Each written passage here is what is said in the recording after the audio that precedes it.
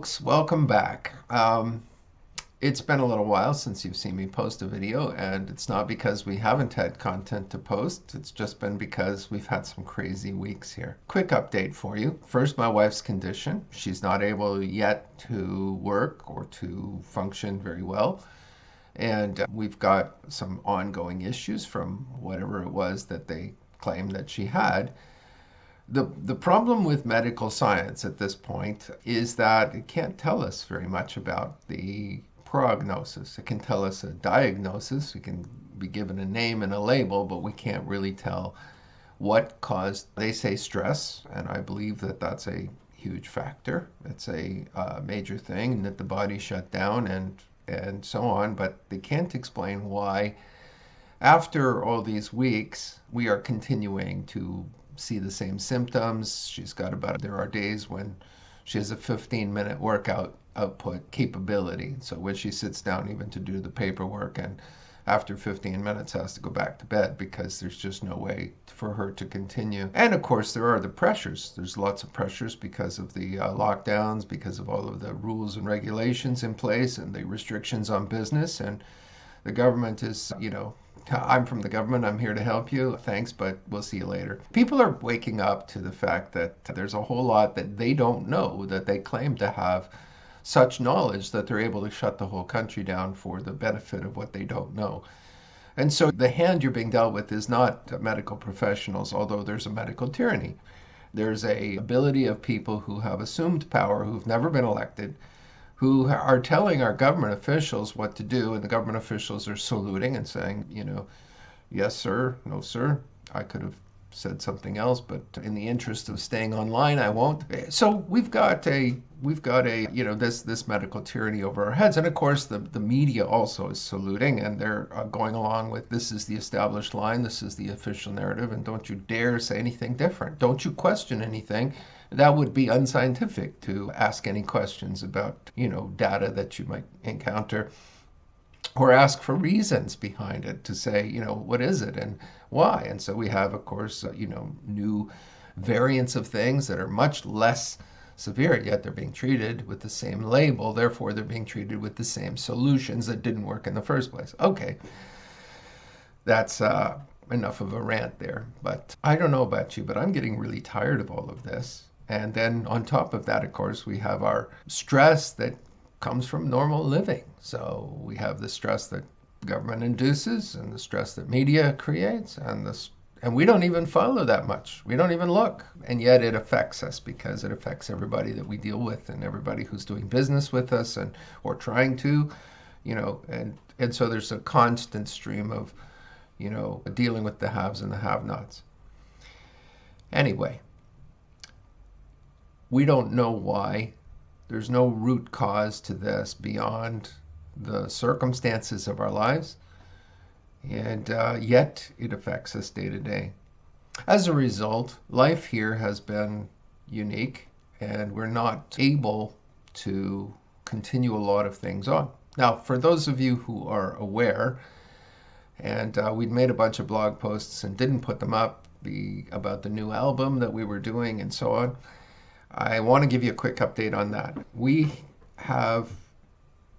were planning on doing at one point one album and one EP for Christmas, and we were going to go into the studio and get as much out of it as we could possibly get, and we were prepared to do it. We ran into some roadblocks, some difficulties with the plan, and as a result, we were a little bit hesitant on the project. We have a volunteer group of people, and part of that is the problem, is that we don't have money to pay a staff of people. Therefore, we can't really go in and count on people when objects in their lives come up where they have to solve things financially. So we're in a bit of a bind, and it soon became apparent that we weren't going to get anything out in front of Christmas. But we have a project on the table.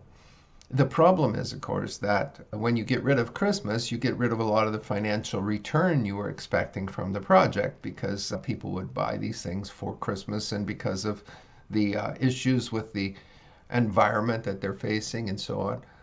And all these things were being addressed by the project. So the EP was going to be called Outside Looking In, with two N's in the title, because if you look at the cover of the record shows a nativity in which the wise men are arriving, and yet they're not there yet, and so they're kind of looking off into the distance to see what there is to see when they would get there. And I am very aware as a committed Christian that this is a little bit apocryphal. This is not the way things happened.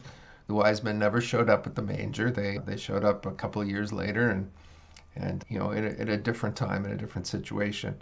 But nevertheless, the nativity sets are well established in our culture, and we use the imagery because there's a lot of people looking at Christmas in a very, very sad way.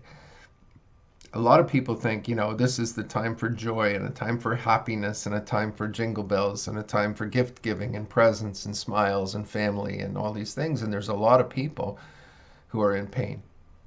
And they don't have the things that people associate with Christmas. And the rest of the world goes on pretending like everything is really good right now. And in this season, everybody rejoices. And in this season, a lot of people are really actually reminded of what they're missing. And it's not necessarily that they're missing relatives or family. Some people do have those challenges. People die during the season.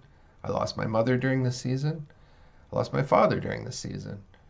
So we get it. There are painful things that happen, but there are worse things. There are things in which people are in family situations they wish they weren't. People are abused. People are in deep pain. And so what we have to realize is that the Savior didn't come to bring us happiness. He came to bring us hope. And that's the key.